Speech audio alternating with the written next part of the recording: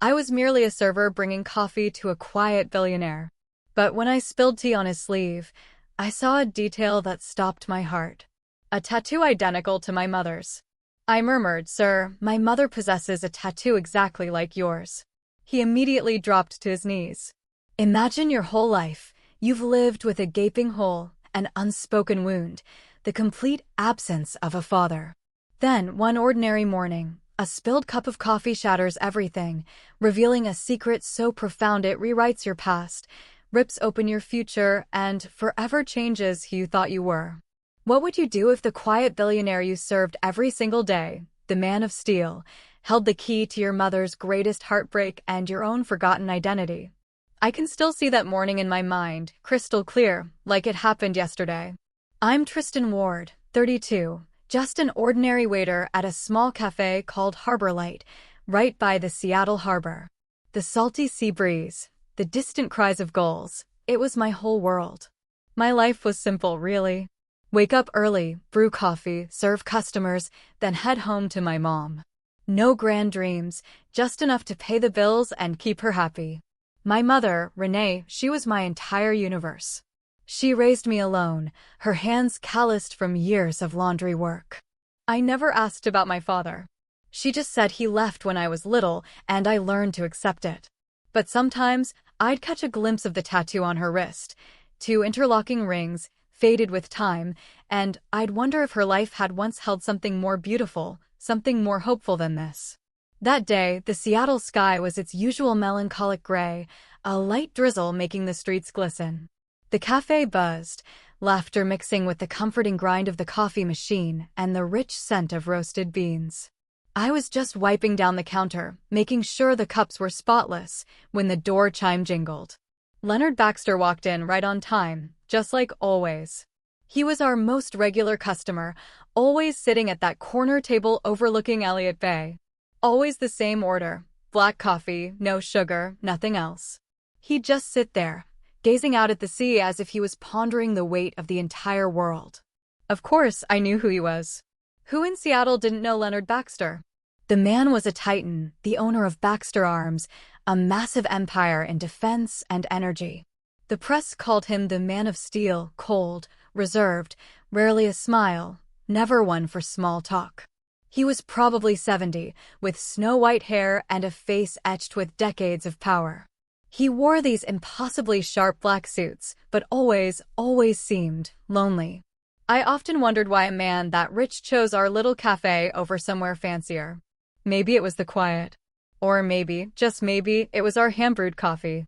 Either way, I served him meticulously, never daring to pry, just a nod, a silent exchange. That morning, I brewed his coffee as usual. Medium roast Ethiopian beans, pouring the hot water slowly, carefully, to coax out every bit of flavor. The cup was steaming, wisps of vapor rising gently. I carried the tray through the crowded room. The cafe was packed, voices loud, someone cracking a joke about Seattle weather.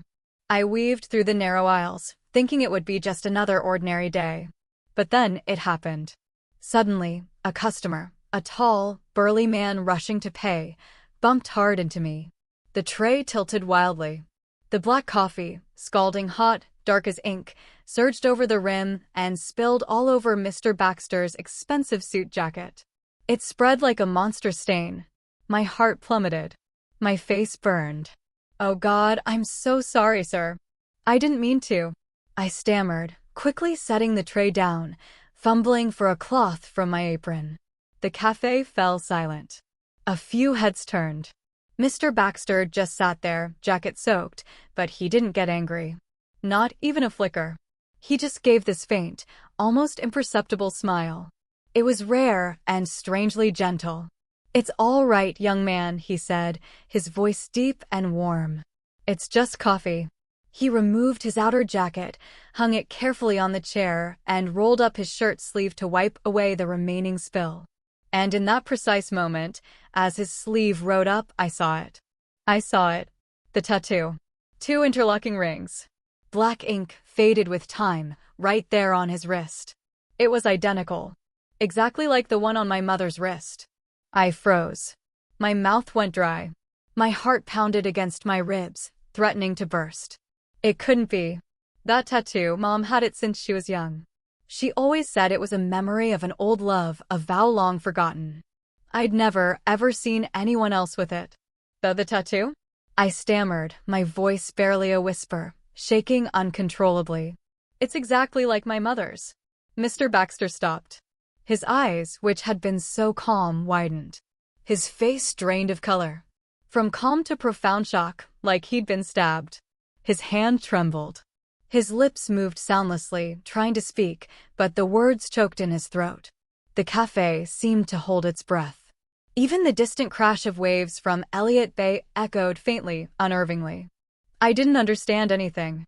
Just a vague, creeping dread rising in my gut. Who is this man? Why the identical tattoo? And then, like a dam breaking, pent-up emotions exploded. He collapsed. Right there, onto his knees on the old wooden floor, in front of everyone. Tears streamed down his face, hitting the planks. The cafe went utterly silent.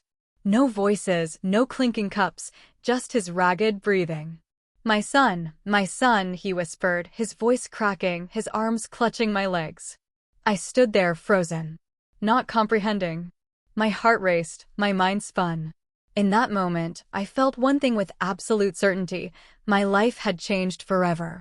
A secret from the past had been dragged into the harsh light, and I wasn't ready to face it. After that, the entire cafe remained stunned, as if time itself had frozen. Mrs. Martha, the owner, rushed out from behind the bar, her face pale. "Tristan, what's going on? Mr. Baxter, are you all right?" My hands trembled as I reached out to help him up, touching the shoulder of this powerful man who was now as frail as any ordinary old man. He struggled to his feet, wiping his tears with his sleeve. Then he gently gestured for me to sit at a nearby table. His face was still red-eyed, but he was trying, desperately, to regain composure. "You sit down, son. I need to ask you a few things." I sat, my legs like jelly. The cafe began to buzz again, whispers spreading like waves. Someone snapped photos. Someone else was on the phone, but I didn't care. Mr. Baxter looked at me, his eyes deep and searching, as if rummaging through decades of memories. He asked slowly, word by word, his voice hoarse, "Your mother? What's her name?" I was surprised. Why ask that? But then I thought, maybe because of the tattoo. I stammered, "Renee. Renee Ward. She's my mother." Just that. But my words were like a time bomb. Hearing the name, his heart seemed to seize. His wrinkled face briefly lit up, a spark of hope in his cloudy eyes, then quickly it was shrouded in overwhelming pain. He sighed heavily, his voice choked with emotion. "Renee, my God, my Renee." He gripped my hand tightly, his cold and shaking. "I need to see her now. Right now, son. Take me to her." His plea was desperate, raw, as if not seeing her would kill him on the spot. My mind was chaos. How did he know my mother? What had happened between them? But looking into his eyes, full of desperation and regret, I realized something serious, something deeper than I could have ever imagined, was unfolding. I nodded, my voice faint. "All right. I'll take you." We left the cafe under a storm of curious stares. I got into my old car, a beat-up 90s Ford, faded silver paint, engine rumbling loudly when it started, parked at the harbor lot. Mr. Baxter sat in the passenger seat, silent, his eyes fixed on Elliott Bay, just as they always were from the cafe. I drove, my hands tight on the wheel, my heart restless. The drive from downtown Seattle to Fremont isn't far, but that day it felt endless. Rain fell harder, the wipers clacked, the radio crackled with economic news, even mentioning Baxter Arms, his company. I glanced at him. He clenched his fists, his lips pressed tight. "You know my mom?" I asked, trying to break the stifling silence. He just nodded, his voice low. "More than no, son. She was everything to me." Fremont appeared, an artsy neighborhood with graffiti and small bars. But our apartment was in a quieter, poorer corner, less bohemian charm, a 2-bedroom unit, damp walls, creaky wooden floors. We'd rented it since I was little. Mom had turned it into a home with old photos and small potted plants. My mother, Renee Ward, 60 years old, was a tough, hard-working woman. Her hair was streaked with gray, always neatly tied, her hands calloused from 30 years of laundry work. She was strong, rarely cried, but her eyes carried a deep sadness. She was my pillar, teaching me that life is hard, but we must live kindly. That day, she was home, probably washing clothes for clients or making tea, her daily routine. I parked in front, rain pouring. Mr. Baxter stepped out, suit soaked, but he didn't seem to care. I knocked, my heart pounding. "Mom, I'm home." "There's a guest." The door opened. Mom stood there in her old apron, holding a dishcloth. She looked at me, then at Mr. Baxter. And she froze. Her face went white, as if she'd seen a ghost. The cloth slipped from her hand, falling to the floor. "Leonard," she whispered, her voice choked with a mixture of emotion and hatred. Her eyes flashed with anger. Then tears welled up. "Get out. You're not welcome in my home," she shouted, her voice breaking, pushing him away. I panicked. I'd never seen her like this. "Mom, what's wrong?" Who is he?" I held her, trying to calm her, but she trembled, tears streaming, screaming. Mr. Baxter stood outside in the rain, eyes downcast, silent. The scene twisted my heart. I was nervous, scared, but also buzzing with curiosity. What happened between them? Why such hatred? I pulled Mom inside, closed the door, but Mr. Baxter remained, like a ghost from the past. Mom finally calmed down a little. He called me son." My words stopped her. She looked at me, then back at the door, which I'd left a crack open. After a moment, she sighed, wiped her tears. "Fine. If he's here, let him in. But don't expect forgiveness." I opened the door, offered him a chair. Mr. Baxter entered silently, his eyes fixed on the old, damp wooden floor with its years of cracks. She sat opposite him, hands clenched, tears falling quietly. The air in the room was heavy, ready to explode. I sat between them, torn, unsure what to do. After a while, when Mom had calmed somewhat, she looked at me, her voice steadier, but still trembling. "Son, if it's come to this, I can't hide it anymore. I'll tell you everything." She took a deep breath, then began, her voice slow, like she was turning painful pages of a book. It was 30 years ago. A beautiful love, crushed by power and betrayal. She was 30 back then, she said. A quietly beautiful, resilient woman living simply, working at a small laundry in the old neighborhood. Leonard Baxter, a talented man from a wealthy family, met her by chance when he brought his clothes to wash. Love blossomed quickly, ignoring their class differences. "I once believed love could conquer all," she said, her voice choking. They tattooed interlocking rings on their wrists, a symbol of eternal promise. She spoke of secret dates, long nights by the bay, her eyes distant, as if still immersed in those memories. But the Baxter family found out. They saw her as a threat to their reputation. A poor girl, no match. They used money and power to force her away, even threatening to ruin her life if she stayed in touch. They sent people with a large sum. "Told me to disappear," she said, her voice full of raw resentment. Leonard was weak, too spineless to defy his powerful family. She quietly left the city, pregnant with me.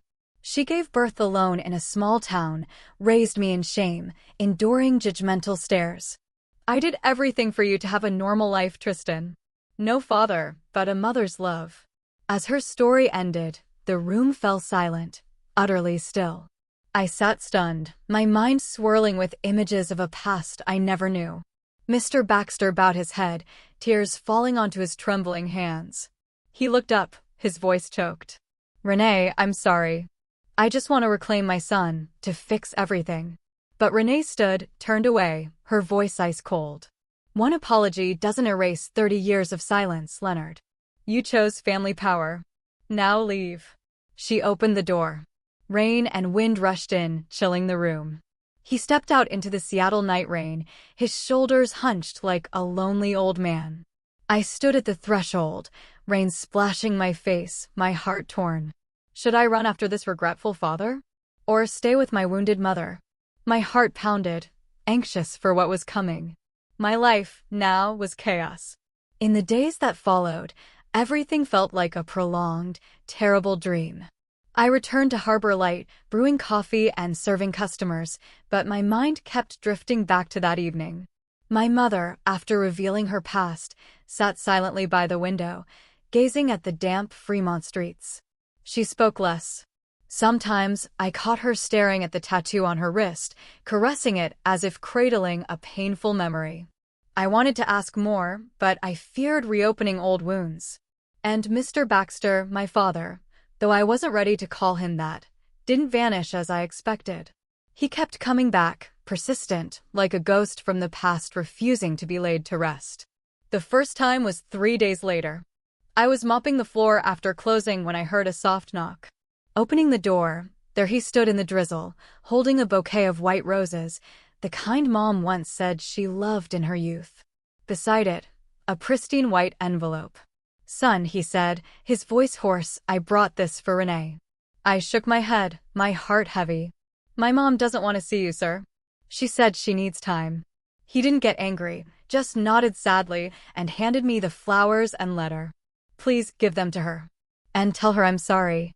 He turned and walked slowly into the rain, his shoulders slumped as if carrying the weight of the world. I closed the door, a wave of sympathy rising.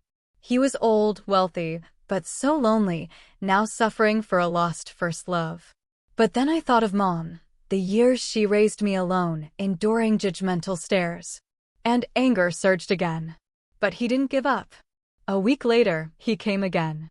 And again. Always the same.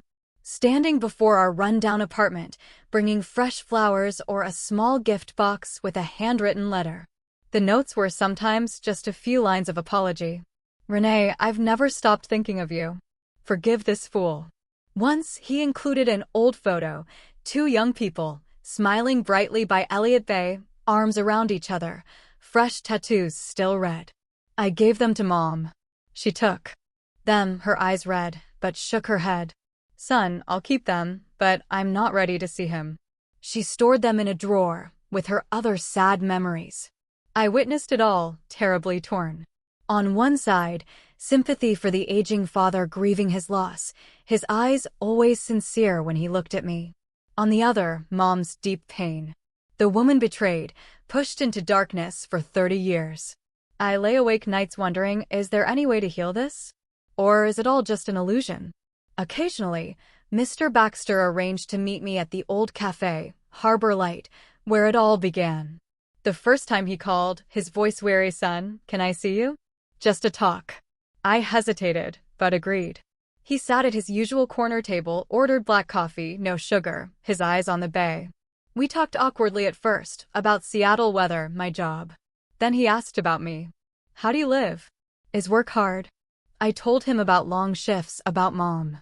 And he listened, his eyes lighting up at mentions of her. Is she well? Does she still do laundry?" he asked, his voice trembling. I nodded, shared small stories, and gradually saw no deceit in his eyes, only a deep regret, like an unhealed wound. He spoke of his life, building Baxter Arms from nothing, but losing his greatest love. I was weak, Tristan. I let my family stop me, and now I pay. Those meetings made me anxious, afraid Mom would find out, but also, strangely, warm. He always asked about her, and I shared just enough, not wanting to hurt her. He didn't just talk, he quietly helped us.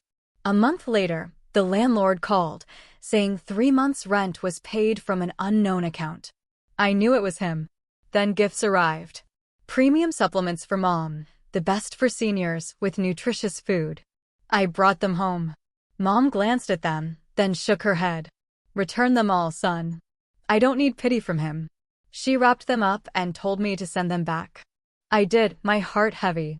He called afterward. "Son, I just want to help. She deserves better." I sighed. "Mom's proud, sir.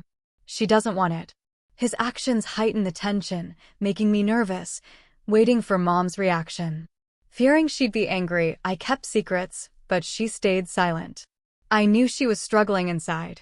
Then, one morning, everything exploded. I woke early, brewed coffee, scrolled my phone, and my heart stopped. News flooded every outlet. Billionaire Leonard Baxter has illegitimate son living in Fremont. Photos of me at Harbor Light, smiling with customers, were now viral. The press dug deep. Defense tycoon's secret son, a poor waiter. I read, my hands shaking. Who took the photos? Who leaked? The cafe got busier, but now with curious stares. Reporters swarmed, blocking the door, bombarding me with questions. Are you Baxter's son? What did he leave you? Passers-by whispered. Some pitied. Poor kid, just found his dad. Others sneered, probably dreaming of riches now. I stayed silent, kept working, avoided questions. But inside, it was chaos, anxious every time the door chimed, fearing another reporter. From cafe gossip, I heard the Baxter family was in turmoil. His wife, Elaine, and son, Connor, the official heir, were furious. They tried silencing media, hiring lawyers, calling papers, threatening lawsuits. A coworker said, "Heard the Baxters are in emergency meetings," the wife screaming. I pictured it. The lavish Baxter Hill mansion now filled with rage. Mr. Baxter, in that storm, must be lonelier than ever. That night, my phone rang. His number. His voice tired. "Son, don't believe what they say. I'll handle it." That was all. Then he hung up. I sat in silence, my heart racing. The pressure from the public and media weighed heavy, not just on me, but on Mom. She now feared opening the door, always asking, "Who's there?" in a trembling voice. She locked up tighter, went out less. "I don't want them bothering us, son," she said, her eyes worried. I realized our peaceful life was swept into a storm we never wanted. Morning walks in Fremont now drew strange looks. I worried most for Mom. She'd suffered enough, now facing the past again. My heart tore with pity for my father, anger at his family, fear for the future. This storm, tense and dramatic. Where was it taking us? After weeks of deafening silence from the media, when the rumors about the billionaire's secret son began to quiet down, I thought everything might finally settle. I returned to my old routine, brewing coffee at Harbor Light, caring for Mom, trying to forget. Mr. Baxter's handwritten letters still tucked away in the drawer. But then the news hit like a sudden undertow. One morning, as I opened my phone and scrolled through the headlines, my heart tightened. Billionaire Leonard Baxter hospitalized with serious heart complications. The reports detailed he'd suffered a sudden heart attack, was rushed to a central Seattle hospital, then transferred a few days later to his Baxter Hill mansion for recovery and home treatment. Photos in the papers showed him looking older, his face pale, but still with his familiar calm demeanor. I read it over and over, worry surging.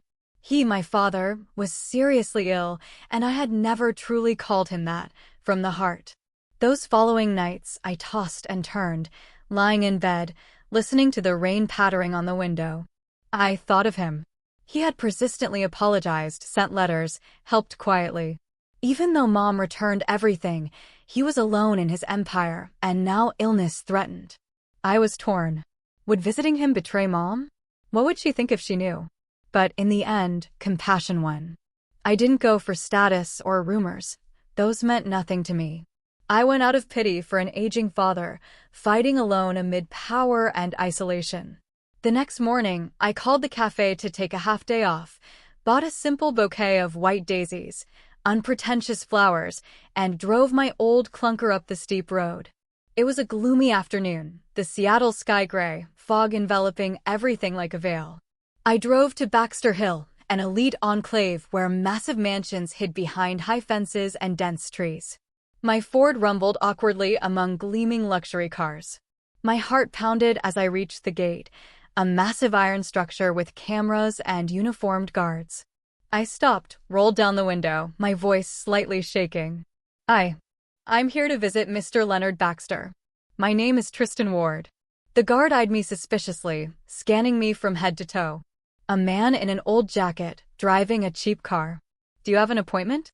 This isn't a place just anyone enters. They checked my ID, made a call, and I waited anxiously, sweat beading despite the cold. Suddenly, from an upstairs window of the mansion, Mr. Baxter appeared, weakly waving. The guards reluctantly opened the gate. Go in, but don't stay long. The mansion was vast, shrouded in oppressive silence. The sprawling garden featured stone statues and artificial ponds, but the air was tomb-like. I parked, climbed the marble steps, my heart racing faster. The butler opened the door and led me to the living room, a luxurious space with leather chairs, wall art, and a crackling fireplace. Mr. Baxter lay on a chaise near the window, his face pale, an oxygen tube beside him. But he maintained his calm poise as if illness were trivial. Seeing me, his eyes lit up slightly, a rare warmth. "Son, you came," he whispered, his voice weak but joyful. I sat beside him, placed the flowers on the table, my hands trembling a bit. "Dad, how are you? I heard the news and got worried." He grasped my hand, cold but firm. "I'm fine, son. Just an old heart. You coming is enough." We talked all afternoon. He spoke of his youth, building Baxter Arms from a small garage into a defense and energy empire. "I sacrificed much, Tristan. But now I only regret not having you by my side." I told him about Mom, our simple life in Fremont, and he listened, eyes misty with emotion. I helped him take his medicine, brewed hot tea, and read a few pages from his favorite book, an old novel about the sea. Time passed slowly, but it was strangely warm. As dusk fell and the fog thickened, I stood to say goodbye. "I'll come back," I promised, my heart full of mixed emotions. Anxious for stepping into his world, but fearful, knowing this was just the beginning. On my way out, in the grand foyer, polished stone floor sparkling, crystal chandelier gleaming, I unexpectedly ran into them. Elaine Baxter, 58, Mr. Baxter's wife, entered through the main door in a power suit, her hair in a tight bun, her face sharp as a blade.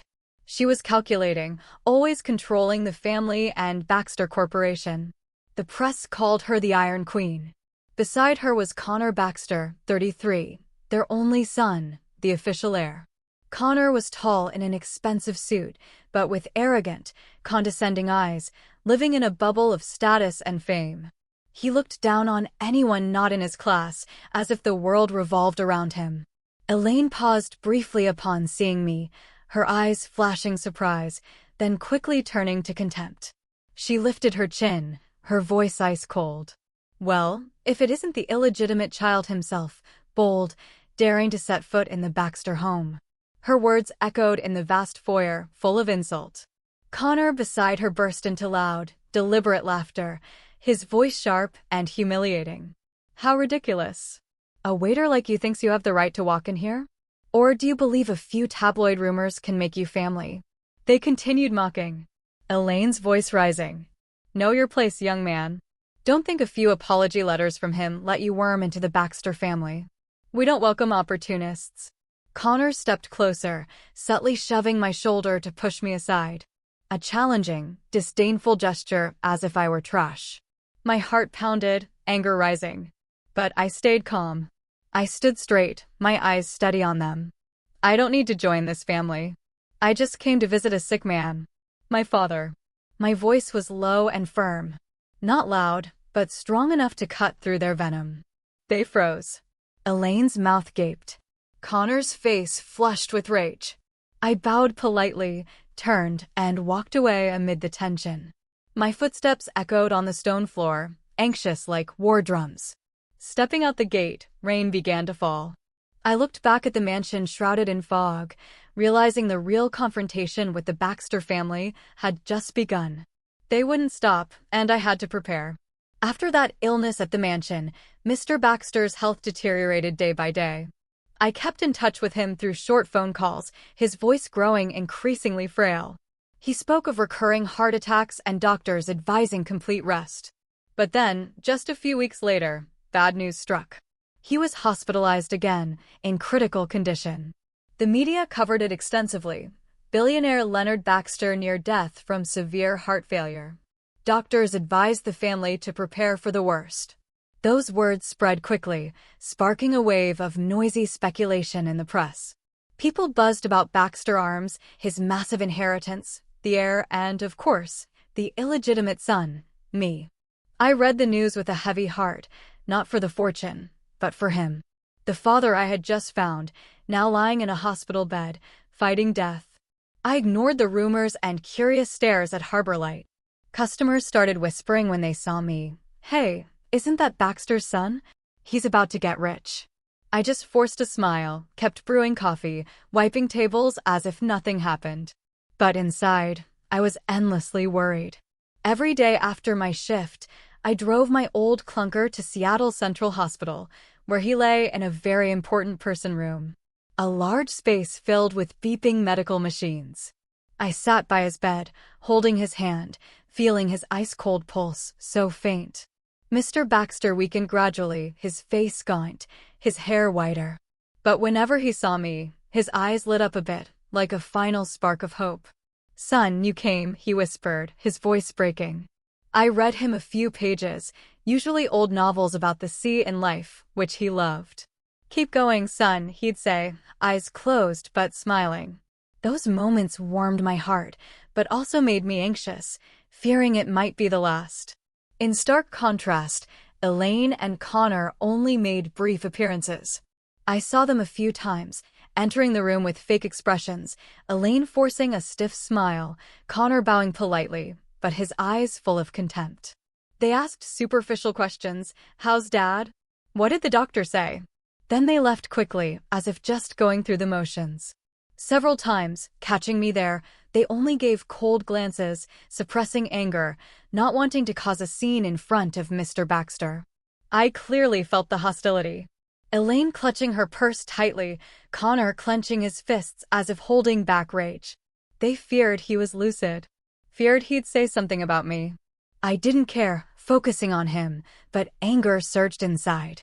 How could they be so indifferent? He was their husband, their father.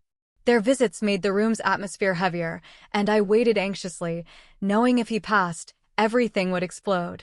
The press started spreading wild rumors. Illegitimate son could overturn Baxter Arm inheritance. They dug into the past, interviewed insiders, speculated about the will. This enraged Connor. I heard on TV he held a brief press conference, his voice shrill. "I won't let anyone steal the Baxter fortune. It's our family legacy." He stared into the cameras as if threatening me. My heart went cold, not for the money, which I never dreamed of, but for his blatant greed. His words sparked public frenzy. Social media buzzed, one side supporting me as the lost son, the other mocking the opportunist. I turned off my phone, tried to avoid it all, but the pressure grew. One afternoon, after a tiring shift, I went to the hospital as usual. Mr. Baxter was sleeping. I sat reading beside him. Suddenly, in the hospital hallway, I ran into the two of them. Elaine walked ahead in an elegant black outfit. Connor followed with a scowl. She glanced at me, her eyes cold, as if seeing someone beneath her class. A poor waiter daring to linger here. Connor stopped, smirked, and sneered. "Oh, it's you again. Playing the devoted son to win Dad over? Stop dreaming, kid. The money's mine." His voice was low but venomous, like a hissing snake. My heart raced, anger rising, but I stayed calm, remembering Mom's teaching, don't stoop low. I bowed slightly, walked away silently. No response. But inside, I was anxious, knowing this was just the start of bigger clashes. That night, returning home, Mom sat at the kitchen table, her face pale. She recounted that morning Elaine and Connor had come, bringing contempt and threats. "They knocked hard, son," she said, her voice trembling. Elaine threw a newspaper with your photo on the table, headlined "Baxter's secret son could inherit billions," and told us to stay away from the Baxters. "You're just the past. Don't dream of intruding," she said sharply. Connor stood behind her, a cold smile, calling me the bastard son chasing inheritance, and Mom, someone without status who won't get a penny. His words cut like knives, full of insult. Mom said she was terrified, her heart pounding, her hands ice cold, but she stood tall, looking them in the eye. "You leave," she said firmly. Elaine, seeing this, clutched her bag and turned away, grumbling, Connor following with a threat, "You'll regret this." Her voice was calm retelling it. But I saw her hands still shaking, the callous fingers from years of laundry now gripping the table edge. I hugged her, my heart aching. How dare they come here and salt my mother? She had suffered enough, 30 years alone, now dragged into this whirlwind again. That night, I sat watching Mom doze off in her chair, her breathing steady, but her face still anxious. I realized the inheritance war I never wanted had truly begun. And this storm would sweep both of us into an unavoidable vortex. My heart raced, anxious, thinking of what was coming, Mr. Baxter fading, the will hanging in the balance, and that family doing anything to eliminate us. 3 days later, Mr. Baxter's condition suddenly worsened. I was at Harbor Light, brewing coffee for the afternoon shift, when my phone rang. A call from the hospital. The doctor's voice was cold but urgent. "Mr. Baxter is critical. He's asking to see you immediately." My heart stopped. I dropped the tray, asked for emergency leave, and sped through Seattle's drizzling streets. The hospital loomed ahead, neon lights flickering under the gray sky. I rushed through the corridors, the antiseptic smell overwhelming. His room was crowded with doctors and nurses, machines beeping relentlessly, the air heavy like a dark cloud. He lay there, his skin pale, eyes cloudy, but it seemed he was waiting for just one person, me. A nurse signaled me in, and I approached, taking his hand. It was ice cold, his pulse faint, like a fragile thread. "Dad," I whispered, my voice trembling, calling him that for the first time without hesitation. He gave a weak smile, his eyes fixed on my face as if memorizing a final image. Then he quietly passed, his eyes closing peacefully, leaving me sitting there, tears streaming. News of Mr. Baxter's death spread like a tsunami through the media. Headlines screamed, "Billionaire Leonard Baxter dies at 70, who inherits the massive fortune?" From CNN to the local Seattle Times, coverage was relentless, analyzing Baxter Arms, his life, and, of course, the illegitimate son, me. My phone rang nonstop. Reporters blocking the cafe and our home, bombarding me with questions. "How do you feel? Did he mention the will?" I turned off my phone, locked the door, tried to escape it all, but my heart was empty, aching unbearably. He was gone. The father I had just found, and I hadn't said everything I wanted. Memories flooded back, the spilled coffee at the cafe, the interlocking ring tattoos, the regret-filled letters. I sat alone in our Fremont apartment, staring at the rainy street, tears falling endlessly. Mom hugged me, crying too. "Son, he's at peace now. But we must be strong." Elaine quickly announced the funeral would be private at St. Helena's, a historic church on Seattle's outskirts, for family and close financial associates only. The press reported, "Closed funeral, no public access." I read it with a heavy heart. Would we be invited? Then an envelope arrived from his office, inviting Mom and me. It was his wish, the butler confirmed by phone. We decided to go, not for status, but to say a final goodbye. Mom hesitated. "I'm afraid to face them, son." But then she nodded firmly. "For you, I'll go." Funeral day. Seattle rained torrentially, as if mourning him. We wore simple black, I in an old shirt, Mom in a plain dress, and drove to the church. St. Helena's appeared, high-vaulted roof, bells tolling mournfully. We entered quietly, drawing scrutinizing stares from all sides. Guests were all wealthy, businessmen, politicians, Baxter Arms partners, in glossy black suits and sunglasses. They whispered, seeing us, "That's the bastard son. How dare he come?" I squeezed Mom's hand, trying to stay calm, but anxious, fearing confrontation. We sat in the back row, heads bowed silently. As the priest prayed, his voice echoing in the cold stone space, "Lord, receive the soul of your servant, Leonard." Mom whispered, "Forgiveness." Her voice choking. "Leonard, I forgive you." Her tears fell, and I stood behind her, my heart utterly empty. No anger, no regret, just a vast void. He was gone, and I hadn't truly been his son. Memories surged, cafe meetings, his stories of the past, his eyes lighting up hearing about Mom. Now all was nothingness. Elaine and Connor stood up front, faces stone cold. No tears, no emotion. Elaine in an elegant black gown, Connor in a shiny black suit, looking more like a business meeting than a funeral. Seeing us, they exchanged annoyed glances, then approached. Before everyone, Elaine spoke clearly, her voice echoing in the church. "This is no place for outsiders. He is not Leonard Baxter's son. Some are exploiting this funeral for status." Her words cut like knives, full of scorn. The church buzzed with whispers, guests turning to stare. Connor stepped forward, his voice shrill in agreement. "Mr. Baxter has no illegitimate child. Those two are fabricating to seize assets. Get out." He pointed at us, his face red with fury. All eyes turned to Mom and me. Some shook their heads. A few whispered pity, poor old lady. But most showed contempt, as if we were frauds. My heart pounded, anger surging. How dare they humiliate us here, before his coffin? But I gently squeezed Mom's hand, signaling silence. Arguing now would only burden his passing. He deserved peaceful rest, not a fight. Mom trembled, but nodded, her eyes red. We stood quietly, left the church amid cold stares, rain pattering outside like his whisper.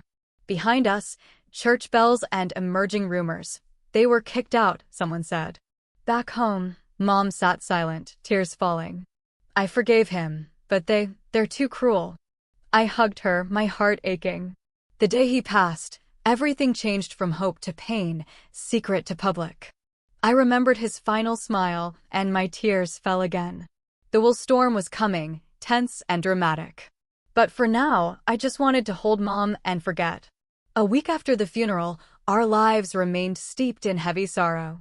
I returned to Harbor Light, mechanically brewing coffee, but my mind kept wandering back to St. Helena's Church. The whispers, the contemptuous stares, Elaine and Connor's insults.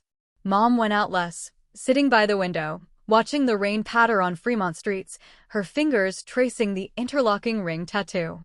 She tried to be strong, but I saw her weakening, skipping meals, sleepless nights. I worried for her, for myself, and for what was coming. The press wouldn't let go. Billionaire Baxter's will. Who inherits the empire? They speculated wildly, and each read made my heart pound. I never thought of money. I just wanted to know what he thought of us in his final days. One morning, the phone rang in our small apartment. I was making tea for Mom, holding a steaming kettle, when an unknown number appeared. I answered, my voice shaky. "Hello." A middle-aged man's voice, polite but serious. "Hello, Tristan Ward. This is Miller and Green, Mr. Leonard Baxter's personal attorneys. We invite you and Mrs. Renee Ward to the will reading this afternoon." My heart tightened, anxiety surging. "Will." The word felt like a ticking bomb. I stammered, "Yes, we'll be there." Hanging up, I turned to Mom at the table, my eyes wide. "Who is it, son?" I explained slowly, and she shook her head immediately. "I'm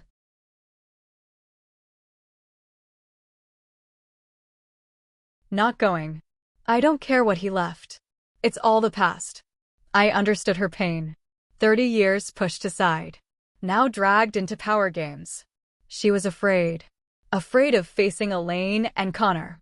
Afraid of rumors. But I persuaded her, sitting beside her, holding her hand. "Mom, I don't want money either. But I want to know what Dad thought in his last days. He regretted it. He tried. Let's go to say goodbye one last time." She looked at me, long, tears on her wrinkled cheeks. She sighed. "All right. For you." We prepared, dressing simply. I in an old black shirt, Mom in a plain black dress, and drove to Miller and Green in downtown Seattle. Streets crowded, light rain. My heart beating faster than ever, anxious about what we'd hear. Their reactions. The office was in a gleaming high-rise, oppressively luxurious.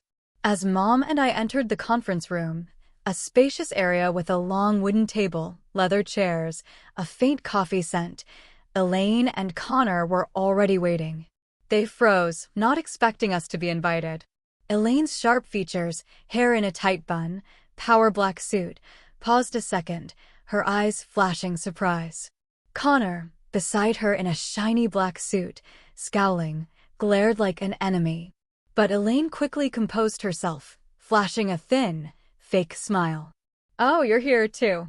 Quite a surprise. Connor muttered to her, loud enough for us, "Dad probably left a few pity gifts to show mercy before dying. Don't dream big." His words cut like knives, but I squeezed Mom's hand, signaling silence. We sat opposite them, the room tense like a drawn string, anxious, waiting, my heart pounding, wondering what he decided. The lawyer, Mr. Miller, about 60, silver hair, gold-rimmed glasses, entered with a thick file. He sat at the head, his voice calm. "Thank you for coming. We will now read Mr. Leonard Baxter's official will." He opened the file, reading clauses slowly, evenly. Everyone was silent. Only the soft rustle of pages in the elegant space, like a countdown clock.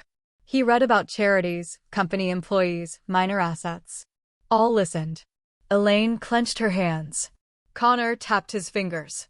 I looked at Mom, her head bowed, eyes red, anxiety rising. I wondered, what did he leave us? A final apology?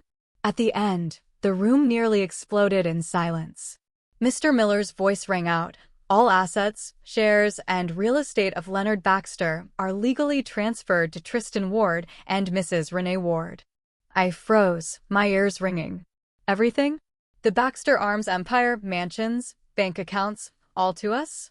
The lawyer continued. Mrs. Elaine Baxter and son Connor Baxter received symbolic assets. An Oregon vacation home worth about $5 million and $2 million cash. The room fell dead silent. Elaine froze, her hand white-knuckling her glass, her face ashen. Connor jumped up, slamming the table with a thud, his face red with rage. What? This is a joke. The old man went mad. They hurled insults. Elaine's voice shrill. Those two manipulated him when he was sick. What did you do? I'll sue. Take it all back. Connor pointed at me. You bastard. Don't think you'll steal from me.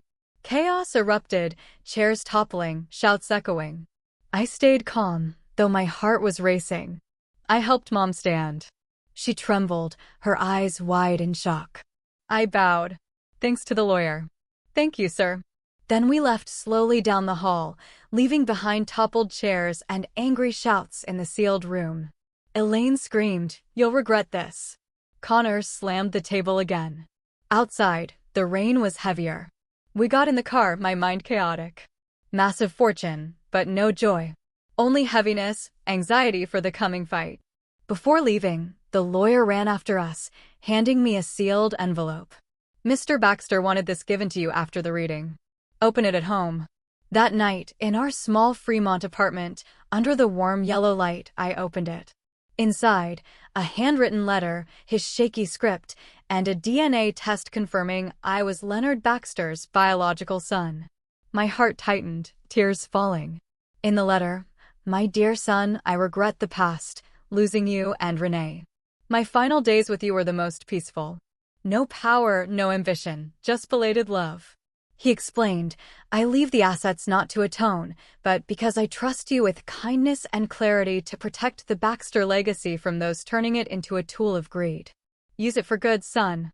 Finishing, I sat stunned. The yellow light flickered on the trembling letter, and for the first time, I felt the pain, loss, and love of a father. Late, but sincere. Just a few days after the will reading, major Seattle newspapers simultaneously splashed sensational headlines. Baxter Corporation faces massive asset dispute. Shocking will leaves everything to illegitimate son. I woke early, brewing coffee in our small Fremont apartment, when my phone buzzed incessantly. Opening it, the screen was flooded with notifications. The Seattle Times, The Stranger, even local CNN. They wrote about us like a Hollywood drama. Illegitimate son unexpectedly inherits billion-dollar empire. Rumors spread like wildfire, claiming I, Tristan Ward, had exploited my dying father to seize the fortune. He sat by the bedside, whispering sweet nothings, one article wrote, with a stolen photo of me outside Harbor Light. My heart tightened, anger surging, but also fear. How did they know? Who leaked it? I never dreamed of money. I just wanted a peaceful life with Mom. But now we were thrust into the storm center. Elaine and Connor didn't sit idle. They hired top attorneys from a leading New York firm and held a press conference the next afternoon. I watched on TV, sitting with Mom in our cramped living room. Elaine stood at the mic, heavily made up, her voice icy. This will is invalid. Leonard Baxter was not of sound mind, emotionally manipulated by a stranger. She stared into the camera as if at us. We will fight to the end to protect the family legacy. Connor, beside her, scowling, echoed, "It's a scam. How can a broke waiter be a son? We'll prove it." They presented fabricated evidence, statements from a close doctor claiming cognitive decline. Mom tremblingly turned off the TV. "Son, what will they do to us?" I hugged her, my voice reassuring, but my heart was hard and anxious. "Don't worry, Mom. Truth will win." But that night, I lay awake, imagining courtrooms, surrounding reporters, Connor's rage. He wouldn't stop. Social media split into clear camps. I scrolled X, formerly Twitter, #Baxter Inheritance trending. One side believed the will, justice finally for the lost son. #Justice for Tristan. The other mocked me as an opportunist. Waiter exploits dying old man. Pure greed. #Baxter scam. Comments poured in.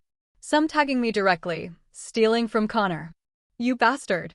Media swarmed, reporters camping outside our Fremont apartment daily. Early mornings they knocked. "Mr. Ward, comment on the lawsuit." I took back routes to the cafe, dodging flashing cameras. Mom grew fearful, staying indoors, locking up tightly, drawing curtains. "I can't take it anymore, son," she whispered, her hands shaking, holding a glass of water. I stayed silent, ignored the press, waited for the court to accept the case. But inside, it was chaos, anxious with every ring, fearing bad news, fearing Mom breaking under pressure. The waiting days dragged endlessly. I still worked at the cafe, brewing black coffee, no sugar, like he ordered. Each time, memories flooded back, his weak hospital smile, his trembling hand holding mine. Mom stayed home, trying to do laundry work, but her hands were shaking, her eyes red. I came home early, cooked for her, told funny cafe stories to make her smile. But late nights, I scrolled Reddit comments, anger rising. Why wouldn't they leave us alone? We never asked for anything. Elaine and Connor continued their campaign. A second press conference, presenting evidence, old letters, staff statements claiming he was manipulated. I called our lawyer, Mr. Miller, who read the will. He reassured me, "We have solid proof. Don't worry." But anxiety lingered like a shadow. The trial opened at the Washington State Supreme Court, a historic building in Olympia, 2 hours from Seattle. Plaintiffs Elaine and Connor filed to invalidate the will, accusing me of exploiting a sick man for assets. First day, we arrived early. Mom in a simple black dress, me in a borrowed old suit. The courtroom was packed. Reporters, lawyers, guests. Elaine sat opposite us, her face ice cold. Connor beside her, glaring hostilely. The judge gavelled. Trial begins. Their lawyer, a sly veteran, presented. Mr. Baxter had severe heart failure, not lucid. Tristan Ward exploited, coerced the will. They submitted evidence, medical reports, doctor statements. My heart pounded, anxious, waiting for our turn. Would our proof hold? In session, our lawyer, Mr. Miller, stood calmly, submitting evidence. First, the DNA test confirming paternity, the paper from his envelope, proving I'm his biological son. The courtroom buzzed. Next, his handwritten letter, shaky but clear. I was fully lucid when signing. Then, notarized statements from his old lawyer and butler, witnessing him sign willingly, lucidly. No pressure. Mr. Baxter acted freely. No manipulation. The butler testified. Elaine stayed composed, her face paling, her hands clenched. Connor kept interrupting, shouting, all staged. Fake. He stood, pointing at me. You bribed them. The judge warned, but Connor fumed. Court verified signatures, fingerprints, audio of signing day, all matched, flawless. Their lawyer tried rebutting, but the evidence was overwhelming. Trial days dragged, tense every second. I sat with Mom, her hand ice cold. Reporters outside waited. Flashes constant. Elaine testified, fake crying. He was deceived. But court dismissed her. When the verdict was announced, the panel officially upheld the will's legality and Tristan Ward's inheritance rights. The courtroom fell silent. Time frozen. I exhaled. No joy, just relief. Connor jumped up, yelling, "No. This is a joke." Then he lunged at me, his face red, fist raised. Security tackled him, dragged him out. Elaine panicked, screaming, "Connor, my son." She sobbed, but her eyes were furious. I stood still, no reaction. My eyes more sad than angry, watching them led away. Connor struggling. Elaine collapsing. I felt no victory, no joy, just emptiness. Why like this? He just wanted fairness, but they turned it into a war. Mom squeezed my hand. "Son, we won." "But won what?" "We just wanted peace." Leaving, reporters swarmed, lenses flashing. "They bombarded. How do you feel?" "What about Baxter Arms?" I stopped, looked at them, my voice brief. Truth needs no embellishment. It just needs time to be seen. Then I helped Mom to the car, drove back to Fremont in the rain, my heart still anxious, though victorious. Wounds remained. In the days following the trial, my life felt like the chaotic remnants left after a storm. The press still wouldn't leave us alone. Sensational headlines like, "Illegitimate son wins lawsuit.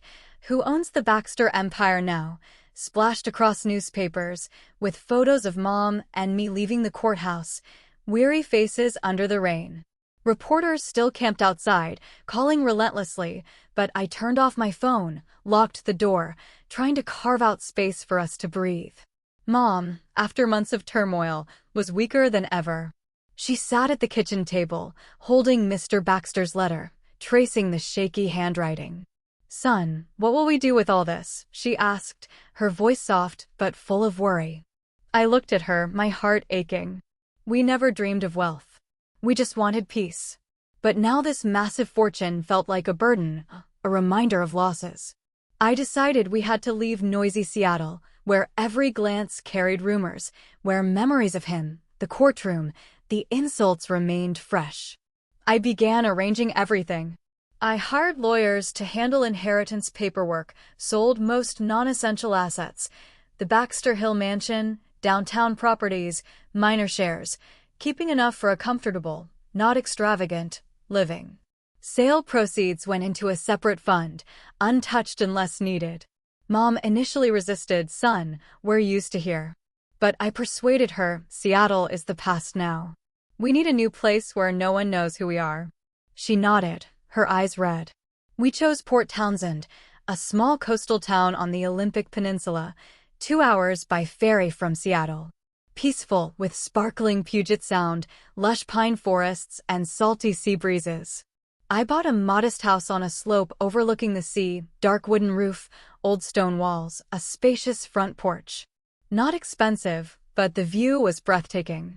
Waves lapping, boats drifting, fiery sunsets every evening. We moved in on an autumn morning. Our belongings were just a few boxes, old books, family photos, and his letters. Life gradually returned to peace after months of storms. In those early days, Mom and I cleaned the house, repainted walls white, planted lavender on the porch, her favorite from youth. Its sweet scent drifted with the wind. She planted herself, kneeling on damp soil, her calloused hands digging, smiling at the new shoots. "Son, these flowers will bloom beautifully." Watching her, my heart warmed, her face losing worry lines, replaced by serenity. Nights, we sat on the porch, listening to the waves, sharing old stories, Fremont years, Mr. Baxter, the interlocking ring tattoos. "I once thought my life was only suffering," she said softly. "But now I feel peace." I nodded, but still anxious, fearing the past returning, fearing Elaine and Connor not letting go despite the verdict. But Port Townsend was another world, locals friendly, not nosy, just greeting on the street. We blended in gradually, like two ordinary people escaping the big city. I decided to open a small cafe, naming it Interlock, a symbol of the shared tattoo between my parents. 2 rings entwined, reminding me of a love severed, but finally reconnected. The idea came suddenly, sitting by the sea, thinking of mornings brewing at Harbor Light. "I'll make a cafe like that, Mom," I told her, and she smiled. "Great idea, son." Like a memory of him. I designed everything myself, found a seaside space, an old wooden building, painted the walls pale green, chose rustic wooden tables and chairs, a counter with manual coffee machines. I learned bean roasting, experimented with recipes. Black coffee, no sugar, like he loved, with homemade baked goods. The cafe opened after 3 months of prep, quickly becoming a local favorite. They came for good coffee, sea views, a cozy vibe. No one knew the owner was once the center of a massive inheritance lawsuit. "Nice place, buddy," a local fisherman said, sipping espresso. I smiled, strangely joyful. This was the life I wanted. Simple, no power. Every morning, Mrs. Renee helped brew coffee, arrange pastries, chat with regulars. She rose early, a clean apron tied, her hands deftly stacking toast, homemade croissants. "How's the coffee today, ma'am?" customers asked. And she beamed, "Great, dear. Try it." Her face brightened after years of gloom, wrinkles softening, eyes sparkling, humming softly while working. Watching from the counter, gratitude filled me. "Happy, Mom?" I asked one quiet afternoon. She nodded. "Very, son. Haven't felt this in so long." Those moments erased anxiety, forgetting Elaine, the court, just small joys. But late nights, I remembered him. His letter. His words, "Do good." And I decided to act. I used part of the inheritance to establish the Leonard Foundation, supporting single mothers and orphans, extending the regret and love he left. The idea from his letter: protect the legacy from ambition. I hired experts to manage it, investing in scholarships, temporary housing, counseling. The foundation started small, but expanded quickly, helping dozens of mothers, like mine once was, raising children alone in hardship. "This is for him, Mom," I said, signing papers. She cried. "He'd be proud of you." Meanwhile, I transferred full control of Baxter Holdings, now Baxter Arms, to a new executive board loyal to him. I kept only honorary oversight, no daily involvement. In my letter to them, "Hope you run by values, not ambition. Remember, legacy isn't money, it's responsibility." They replied, promising to follow. And I exhaled. The empire was no longer a burden. Time passed. Interlock grew beloved.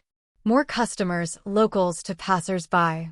I opened small branches around Puget Sound, one in Sequim, one on Bainbridge Island.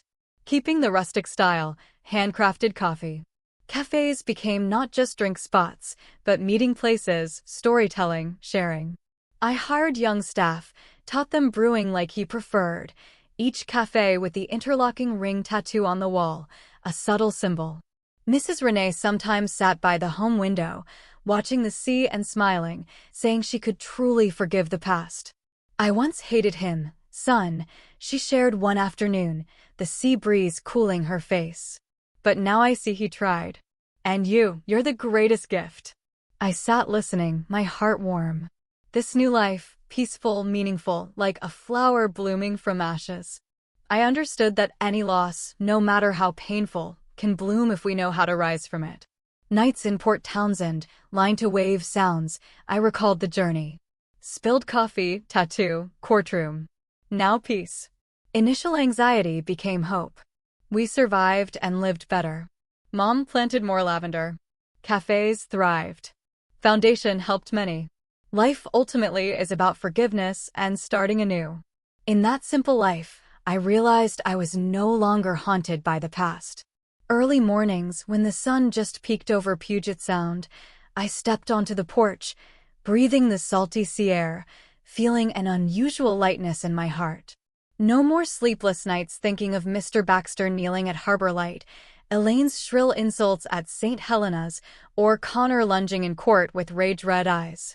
All the pain, resentment, and loss had finally been swept away by the waves, like those out there, crashing on the rocks, then vanishing, leaving clean sand, ready for new footprints.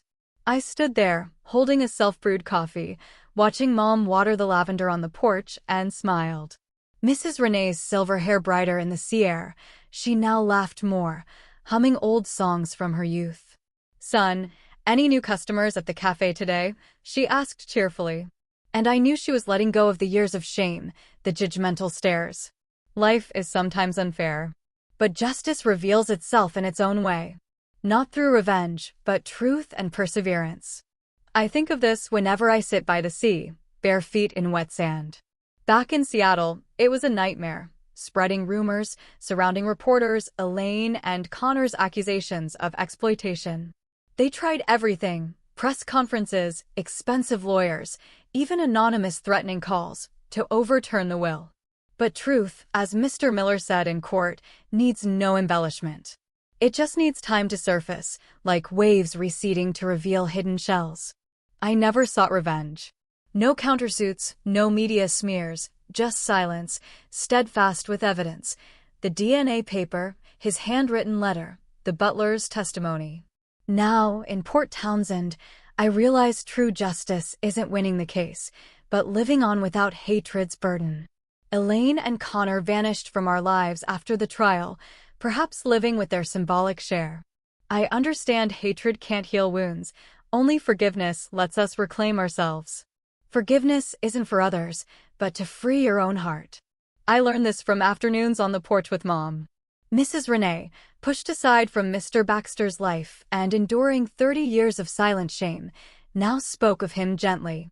"I hated him so much, son," she shared one evening, the sunset blazing over the sea.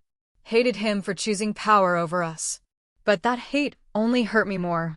Forgiving, it lightened me. Not because he deserved it, but because I deserved peace." Her words were a life lesson echoing in me. I once raged at Elaine and Connor, their sneers at the mansion, the hospital, the funeral.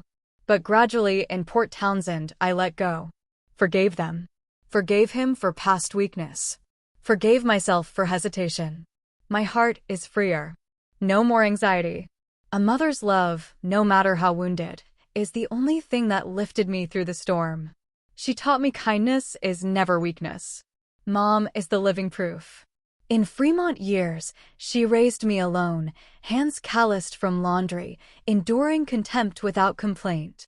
She taught, son, kindness isn't weakness, it's strength. It keeps you standing when everything collapses. In Port Townsend, that love shone clearer. She helped at the cafe, chatting with customers, fishermen, tourists, local single moms, with warm smiles.